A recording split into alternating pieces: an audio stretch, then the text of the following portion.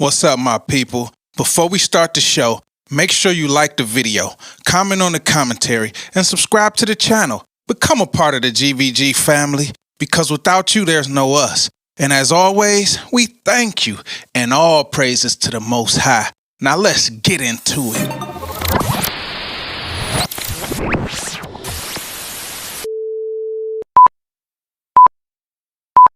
What's up, everybody? It's your boy Hally back again. Gvg Podcast, Detroit represented to the day that I die. East side in the building and all that good stuff.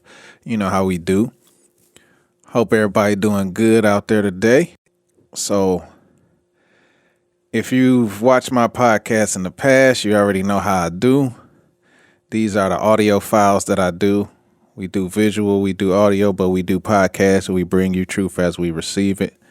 And, we're trying to create this good community of healthy debate, healthy conversation, and truth, love, and compassion. So, y'all already know how I do. I get my points off the phone, and then I go off on the fly. And you know me, I do what I do. I talk my talk. Real talk, real spill. Love it or hate it. So, today we're going to talk about kids just want to have fun. So, I stole it. The girls just want to have fun. Replaced it with kids. Because it ain't just girls. Kids want to have fun, period. When I was a kid, I wanted to have fun. So, that's the title of today's podcast, audio podcast. Kids just want to have fun. Now, I know most of my listeners are either my age or a little bit younger, a little bit older, but most of us either have kids or are in the realm of trying to have kids or got grandkids, actually. So, a lot of y'all know what I'm saying and y'all feel me on this. So, kids just want to have fun, man. Party, live, YOLO, live in these times. Feel like you're immortal when you're young, So the first thing we're going to go to is lean. The first topic is lean. Some people probably don't even know what that is, but a lot of the young kids today, mostly the guys, this is something that the young guys deal with, maybe 25 and under. They have this obsession and this addiction to something called lean. Some people say it's like very strong cough medicine like promethazine or there's different mixtures of things. There's different things that you do. I've never done it. I've never sold it, so I don't necessarily know everything about it. I just know that I've come across some people who are addicted to lean. And I guess this would go to the point of, kids wanting to have fun. It became very trendy. People were starting to sip lean like it was Kool-Aid. And you would hear a lot of the rappers talk about it. And as it became popularized, you would start to see a lot of the young men. You would look at them and you'd be like, what's wrong with them? They would be all messed up, talking real slow, linked over, just can't complete a sentence, falling out in their car or wherever they at. And they're not doing the typical drugs or dope that you would think, because that's what we're used to. This is a new time and they're off lean. So all of the rappers talk about it. And a lot of the young people are really into that nowadays. So it's very addicting from what I see. And it's another part of the systematic breakdown of our children. If you don't know about it, you can go look it up. It's called lean. These are some of the effects that the the children are dealing with. This is what it does to them. So another thing, where I come from, Detroit, is very trendy now for people to pop Percocets. So, they make songs about it now. They done pop the perk, and, I think originally Percocets were supposed to be like maybe pain medicine or something that was prescribed by doctors or, physicians, whatever you want to say. But somewhere along the line, I guess some young kids then went in their grandmama's medicine cabinet and started doing the perk dance. So this is crazy to me because when I was coming up, everybody, like, what you saw was like, okay, the gangsters, maybe they would smoke and they would drink. Like, they would drink 40s and they would smoke joints or smoke blunts. In the hood, you never really saw pill habits. You may have seen, like, you definitely will see dope fiends, crackheads, blowheads, heroin addicts, stuff like that. But the pills were more of a suburb thing. I think it was more of a sophisticated way of getting high, I guess. But somehow it trickled into the neighborhoods, and you start to see young people. I remember dudes was talking about scalenes and all that type of stuff. And somehow the young people got into Percocets. So, I mean, if you go on any type of social media, they got songs about it now, talking about popping perk 30s and all this. I popped a perk and did, it's like, whoa, when did we become the pill people? I know guys who used to, sell pills. I've done my dirt, but that was a long time ago. And I've seen what pills can do to people and how they can be very addictive. But when you're young and you're a kid, you just want to have fun. Not realizing that fun is going to turn into an addiction. That addiction is going to turn into stress, pain, and strain. And it's going to take away from your spirit. So one thing is lean. One thing is Percocets. Another thing is weed. This is the backwood culture. Backwoods. Roll up a wood, bro.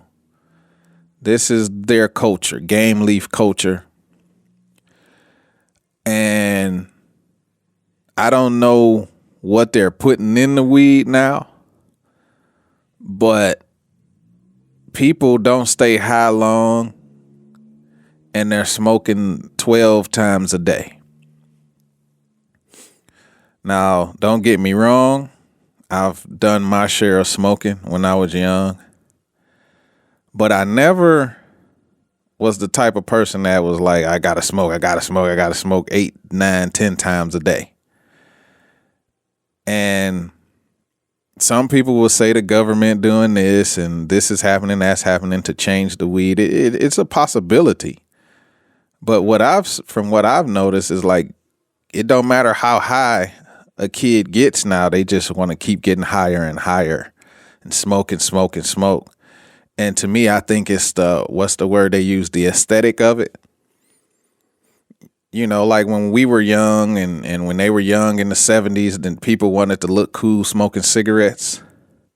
It's just like you want to look cool. You want people to see you. You want to be like, yeah, I'm out here smoking. I'm this and that and the other. And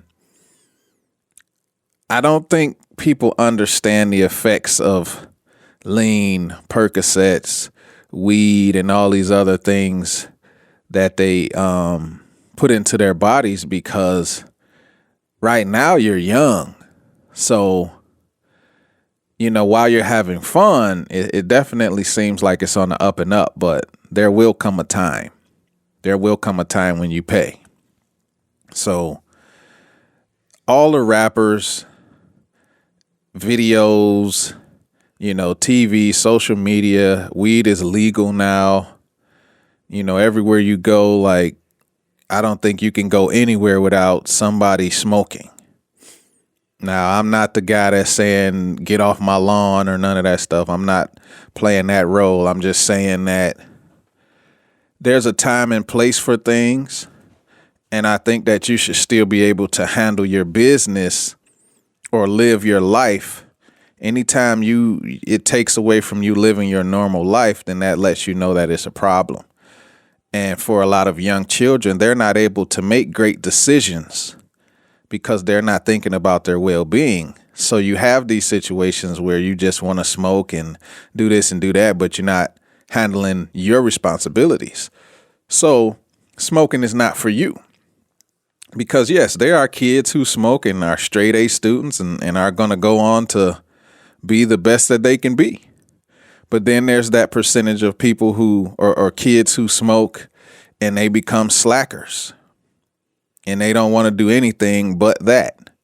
So it takes away from their energy. It takes away from their education. It takes away from a lot of the things that they would normally be doing if smoking wasn't presented in their life. So we live in a culture, I was at my old job. There was a girl there who the first day I met her, she like, I smoke an ounce a day. I smoke a zip a day. And me, I'm like, so? But I guess to the children today, I guess that would be considered cool. Like that was it. She made a point to let me know that she smoked 28 grams a day. And in my mind, I'm like, you basically a crackhead. Judge Mathis, get out of my courtroom. Yeah, you a crackhead. That's how I looked at it, because who the hell gonna smoke an ounce of weed a day? Why would you even want to? But this is the new world we live in, a new society that we live in, where people really want to be seen and want to be heard and want people to know what they're doing.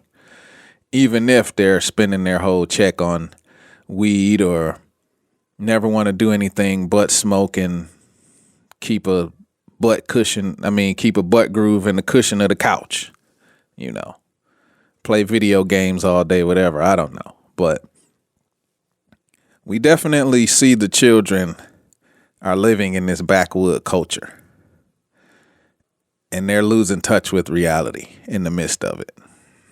Another thing would be, I can't stand it. Oh, I can't stand it. It started with the Juul, and now the big thing are the breezes. Man, if I could just take all the breezes in the world and put them in a pile and just burn all of them, I would. But hopefully I ain't too close, because then I catch contact. Or smell like, oh yeah, breeze don't smell like nothing. But I don't know, like, this time is different for me. Yeah, I remember the guy that would buy the 6-pack of beer for the kids, or would go in the store and get a Black and Mild for a 15-year-old. I know, I'm not stupid, but I don't know what to say about breezes. You buy this thing, and I don't know how much, but I'm pretty sure you get a lot of uses out of it. Like, it's probably like maybe smoking 2 or 3 packs of cigarettes, I'm guessing. I could be wrong, because I don't know, but I'm pretty sure you're getting, you spending $10, $15 for one of these things. You probably smoking for 2-3 weeks off of one of them, unless you a heavy smoker. But believe it, 8-year-olds are smoking breezes, vaping. 12-year-olds, 15-year-olds, 40-year-olds, 60-year-olds, all vaping. I've never seen something take the smoking world by storm like I have with breezes, and I always try to tell people, oh, it got the metal in the lungs. It's going to do this. It's going to do that. Most people is like, man, I don't care. And they're easy to get. People buy them all day. People sell them all day. People selling them in school. People buying them in schools. That one guy will get them for you at the store. You got people stealing them. You got people doing all types of things. And like I said, you'll see a 9-year-old vaping. It's crazy. Like we've moved in a time of dudes is sipping lean, popping perks. Girls is smoking more weed than ever. And everybody's hitting breezes and wax pens. Which brings me to another thing. Wax pens. This is something that I don't recall us ever having something like that in my day, which, I'm still alive, but when I was younger, smoking in my teens and stuff like that, I don't recall anybody ever having wax pens. So to me, this is something that's new, but the wax is something different because it's so much more potent than just smoking regular weed. And you have children out here who are having reactions to these things, and they're having to go to the hospital. They're dealing with a bunch of anxiety. There's a lot of side effects to magnifying the high that you would normally get out of, smoking a joint or a vape. This is next level. That's why I say it's almost like smoking crack, because it amplifies the high to a place where some people react to it and they end up in a hospital. Some of my children, some of their friends have been in the hospital from a reaction of a wax pen. So I know that people don't think a lot of these things are dangerous, but they can be. A lot of these things can be dangerous, and for some people it may be too late.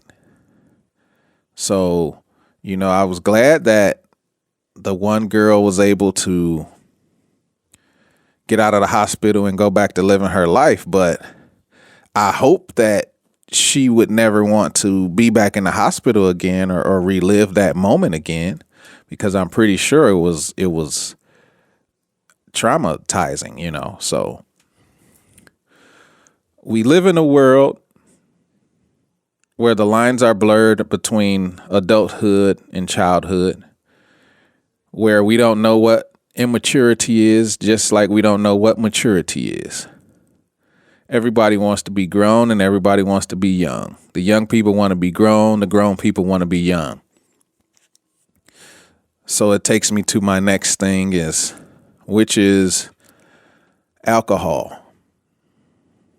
So everybody knows the 16-year-old white kid who goes and gets the 6-pack of beer. They're either camping or they're at a hotel, and him and maybe his girlfriend and his 2 weirdo friends crack a beer, and, I guess they have a good time. But it's not like that anymore. Now everything is to the extreme. Now kids are drinking fifths. Kids are drinking fifths of liquor, and they're taking it to the max. So the spirit of alcohol is real. And when you're a child, just like all these other things, it's impairing your ability to function fully. So if you do a wax pen and you're young, or you're vaping and smoking breezes and taking pills and all this stuff, your body isn't fully functioning the way it would normally. So you're stunning your growth in a lot of areas. And I know most people say, well, who cares, or this or that, but I'm just stating the facts. So Alcohol is just like all things, when you're grown, you do things in moderation. Doesn't mean you can't do it. Doesn't mean you're supposed to do it 900,000 times a day. It just means for this physical body that we have to be able to at least function, you do it in moderation. You don't do more than you can handle. You don't do more than what is going to mess up your day. But when you're a child or a minor, I know that it's hard to refrain from doing these things, but you also don't understand the effects that it has on the liver. You don't understand what smoking does to lungs. You don't understand. There's a lot of different factors with these things, which brings me to my next point is 20 years later, kids just want to have fun. But 20 years later, 25, 30 years later, what do you see? If you got an auntie or an uncle that ain't got no teeth, if you got an auntie or an uncle that can barely stand up, you got an auntie or an uncle that their eyes is yellow, if you got a mom or a dad who can't do certain things without a fix, there's all these telltales that you will see. But if I look at the new generation, the young generation now, they are subject to probably 2 to 3 times more wear and tear than the people from yesteryear. My age range, you can see how it's wearing on us. You can see how the smoking, the drinking, the partying, the staying up late, the doing all these different things, it has aged us. It has aged our skin. We're going bald. We're losing teeth. If we have teeth, they're brown. Our lips are black. You see those women who gotta wear lipstick because they lips look like they got in a fight with Mike Tyson. Like just black, pink, burnt lips from smoking Black and Milds and hitting blunt tails and, like this is real. But this is the 20 years later that a lot of the kids don't pay attention to. Yeah, your teeth are white right now. Your teeth are strong right now because you're a teenager. Your liver is strong now. Your lungs are strong now. But there's going to come a time when they won't be able to fight as hard as they're fighting now. And the 20-year effect is going to be something that you never knew. And there's another thing. We don't know what 20 years of a breeze will do. We don't know what 20 years of a wax pen will do. We don't know what 20 years of lean and 20 years of vaping actually does to the body because we don't have studies on it. You have studies on cigarettes because, cigarettes have been around for so long. You have studies on alcohol because it's been around for 30, 40, 50 years, at least in study time. Of course, it's been here forever, but just for studies and statistics' sake. But when you look at wax pens and breezes and lean and all these pills and different things that people are doing, you don't know the effects that it's going to have on your body in 20 years. And the people that you do see, the cocaine addicts, the heroin addicts, different people, you can see the effects that it have on them. You can see that a lot of them are hanging on for dear life with their health, with just how they look in general. And I'm sure kids want to have fun, but they're not having fun in moderation and still going out and living their lives and being their best person. They fall to the wayside. So it's a tough thing because, yes, you have a season where you're going to have fun. You have a season because it says sin is fun for a season. So you're going to have your little fun, but once you do it for longer than that season, now it becomes something else. Now the spirit is growing. So once that spirit starts growing and becomes that ball and chain on your ankle, now you can't go without it. Now you can't take a step without feeling that effect. The wages of sin is death, death to this body. Smoking, death to your lungs, death to your teeth. Drinking, death to your liver. You see where I'm going with this, people? Lean is killing something in your body. Percocets, pills, they're killing something in your body. Heroin is killing something in your body. Vicodins, Oxycontin, it's killing something in your body to where if you do it long enough, whatever part it's killing will be fighting for dear life. It may just be dead, and that will be the reason that you die. Understand, people, I'm not the guy that's saying stay off my grass. I'm the guy that's been through these things, not all of it, but some of it. And I'm a guy who's saying that 20 years, 30 years later, you're going to be saying the same thing to the generation after you. You're going to be saying the exact same thing because the young become old, and then the old try to teach the young. I'm just trying to have a conversation with my people on today and let you know that kids just want to have fun. And it doesn't even stop with kids. If you look at the world today, the world just wants to have fun. It's not just children anymore. You got the 50, 60-year-old. Like, I still have people in my family that all they want to do is party. They feeling all the effects, but they still want to party. Everything messed up on them, but they still want to party. You have people out here who don't got no teeth. They still smoking. Breath smell like 8 ashtrays. They still smoking. You got people that's walking around with the what's them, the air machines, the ventilators and all that. They take the little mask off and then hit the cigarette and put the mask back on. You got people smoking cigarettes through their necks.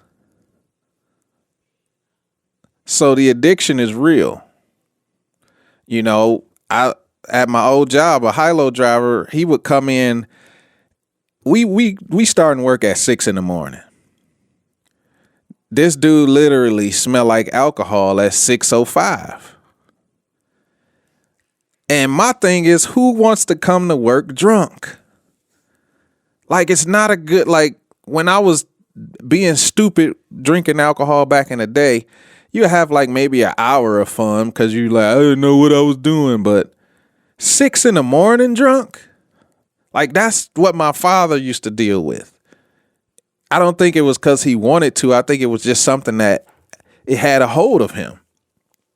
So when I see a high-low driver that's drunk at 6:05 in the morning, of course, I'm not going nowhere near him. But I'm not, that's his job. I'm not going nowhere near him when he picking stuff up. But at the same time, who wants to be drunk at 6:05 in the morning? That lets you know that this addiction is real. He got to get a taste. The alcohol probably saying, look here, bruh, you ain't going into this job unless you go get a taste first. Because if you do go into the job, I'm going to make you leave to go get a taste, and then you're going to lose your job anyway. So you compromise with that spirit. So these are just things I'm trying to tell y'all. Like, it's cute when you're young. Fun is cute when you're young. Staying up till 5 a.m. is cute when you're young. But staying up till 5 a.m. when you grown, it ain't cute no more. Half of us can't stay up past 10 o'clock because we trying to get up to do something. At least me, sometimes I sleep in, but I just want y'all to understand that this podcast is based on God versus gods. The true creator of all versus the deities that we worship and put in front of him. So when you see me do these type of topics, I just want you to know that we're trying to bring truth and clarity and just start conversations and open the eyes of the people in many different ways. Some ways will be more relevant than others. And in this case, I think this is just a time for us as parents, and especially me. I'm talking to me as I'm talking to you.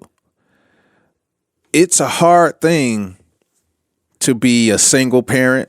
It's a hard thing to be married and, have two parents in the home and still be what kids need, because we have to work.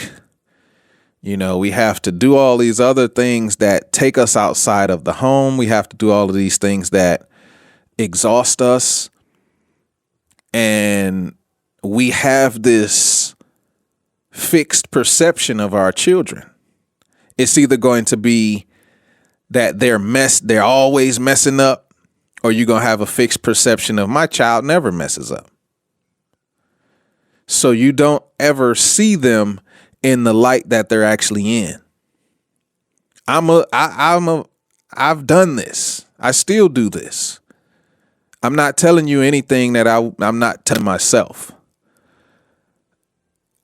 I know that I have to be better as a father, as a parent. And I'm trying every day to be more involved. Some days are better than others.